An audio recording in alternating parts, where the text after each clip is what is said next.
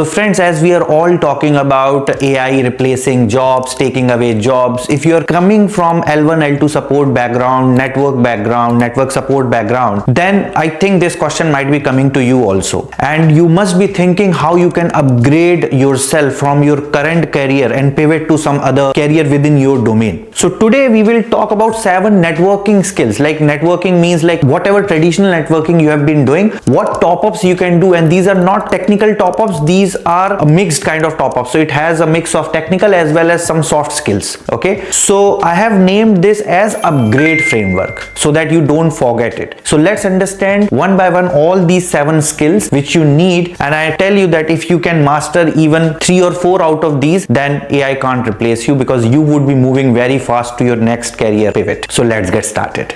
So the number 1 skill is user experience. It is a very important skill, guys, in today's world. Let's take an example. So if you are driving a car, okay, today, and if the engine of that car is working perfectly, but the AC is not working, would you love that car in today's world? No, right? So I understand that coming from networking or support background, we do not give much importance to this, but now we have tools which are delivering something which we call as DEM, which is digital experience monitoring. It actually kinds of gauges what user or what the customer is feeling about a product. So I think you have to put yourself in place of customer and start thinking about it. So it's not like, okay, I'm able to reach the server, so there's no issue of the network. No, you have to go above and beyond your skills, above and beyond your duties and roles and responsibilities, and understand the customer pain point. And the more you start doing it, I know it is not a technical skill, it is kind of a soft skill,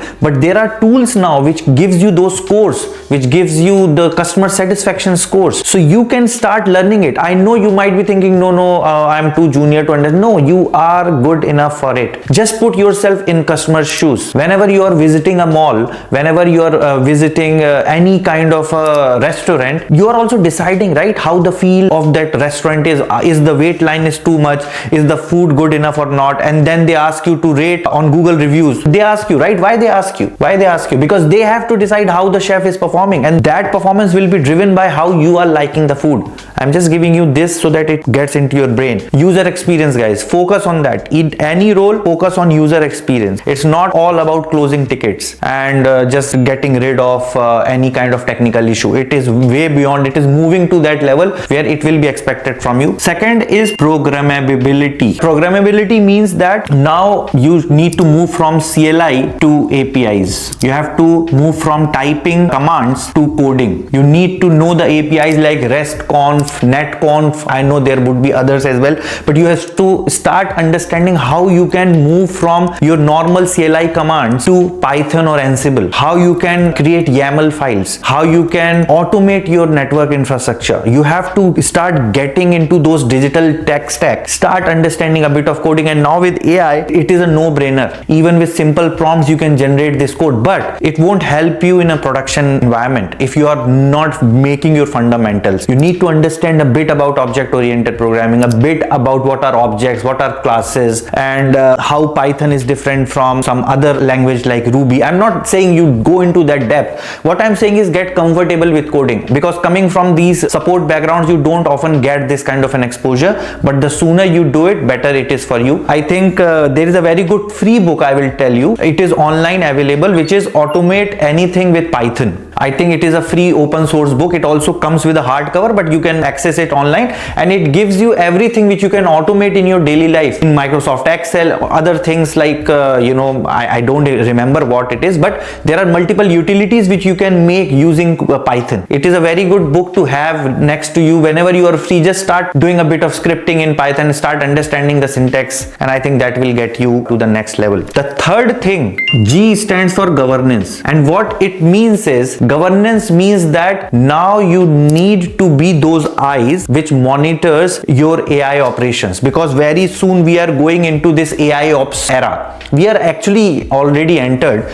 but there would always be this concept of HIL, which is human in the loop, especially in production. So you need to have that understanding that the output which you are getting is correct or not. For example, if there is an issue and AI suggests that it is because this is a DNS issue on this particular server. Do you agree with that analysis? What next questions you would want to ask? Because now you don't have to do this, it will be done for you. But do you have the contextual knowledge and the experience to ask those questions to AI, so that you make sure that whatever we are troubleshooting is on the right path? So you need to put that governance hat and take those decisions. Okay, there is another concept which you need to know is XAI, which is called as explainable AI, which is a concept where you should be in a position to explain the output of an AI solution to your management, to your stakeholders. Okay, so that is called as explainable AI. Not for you to directly get into, but yeah, good to know. Fourth is R for resilience. So now resilience is building because we are moving into AIOps. Okay, so now we have to move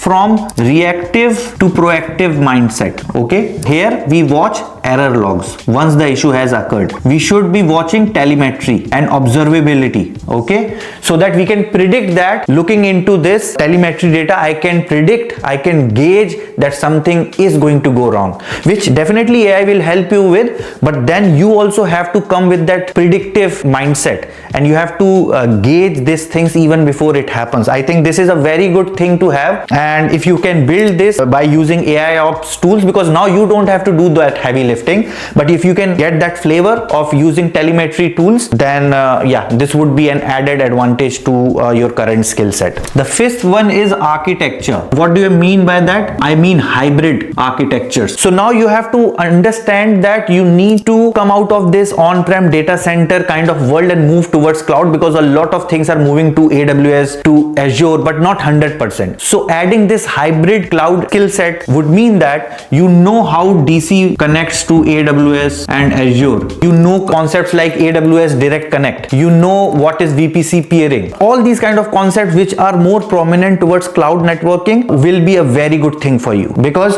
you already know what happens on-prem. So leveraging this, getting into this will have a huge advantage in your technical skills. By the way guys, if you are new to AWS or new to cloud and want to start as a beginner and want a very beginner friendly course, then you can check the link in the description. It is AWS Cloud Jumpstart, which I have built using real-time examples, which I often use in my YouTube videos as well, and I think it could be a very good starting point for you. So check the link in the description. The sixth skill is D for defense, and now defense has taken a very prominent role because this would always be going evergreen. Okay, defense means things like ZTA, what is called as zero trust architecture. So previously we used to have IP based security, now we have identity based security. So zero trust architecture is an architecture framework where we trust nobody. I have made a dedicated video on cybersecurity roadmap, zero trust architecture, advanced concepts like PKI, which is public key infrastructure. You can watch it.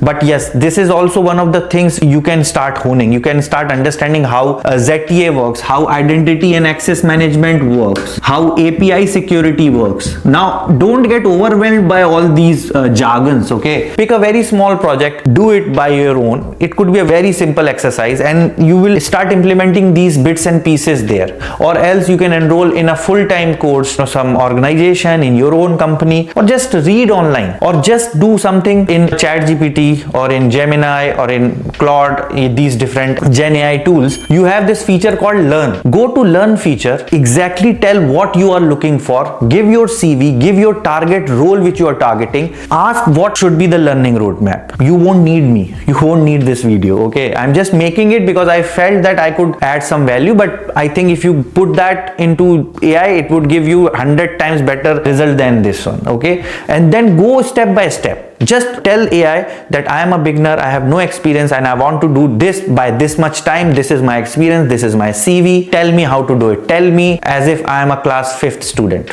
and then see the magic. Okay, so you won't need any of this. You can directly start your journey. The seventh and the last one is my favorite, because this is what nobody understands, or maybe nobody gives very much importance to at your level, at a beginner or a mid level. But at my level, with 20 years experience in IT, at work working with senior professional stakeholders, this is where the whole game lies. And this E stands for economics.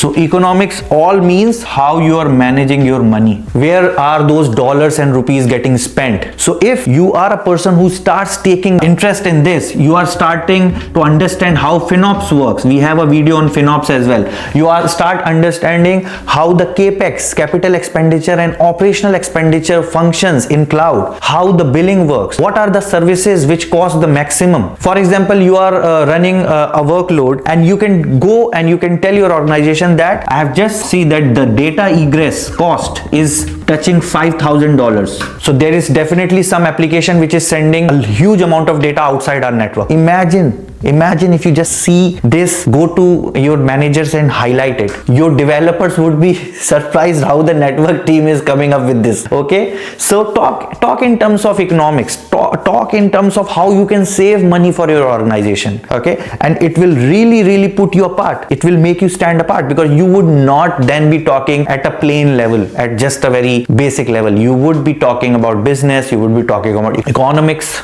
and yeah, this will make a difference. I think in today's age there is no bar to knowledge, there is no bar to learning. You can learn anything at a very rapid pace. Just get this framework in your mind. Upgrade: user experience, programmability, governance, resilience, architecture, defense, economics. And if you can pick, you can even pick one or two and build on top of it. I am not going to give you a certification course or this or that. All that is there. You can just search it. It will be with you. I am giving you this framework because you will start understanding when now you will go to your office next time, you will start understanding which team is focusing on which of this more. And based on your interest, based on your skill set, you can start getting into these areas. For example, if you are a L1, L2 support guy who gets a ticket, okay, and that ticket is for configuring some sort of a connectivity with cloud, or maybe just opening a firewall port, because in our world the defense primarily means opening a firewall port. Then if it is going and connecting to cloud, you can start engaging with that particular team, start interacting. Okay, what you are doing in there, can I join you, can I just see what you guys do, can I come to your desk and sit and see? All these things will help, I guess. I don't know, this is my feeling, I could be wrong, but I feel that this will definitely bring you to a place where you would be seen in a different light. So guys, I hope this was a useful video. Please give it a like, thumbs up, share, subscribe. It gives me motivation to keep learning new things, keep bringing these perspectives to you on this channel, and pushes me to keep on making content. Okay, so until next time, keep learning, keep sharing, and keep growing. Bye for now.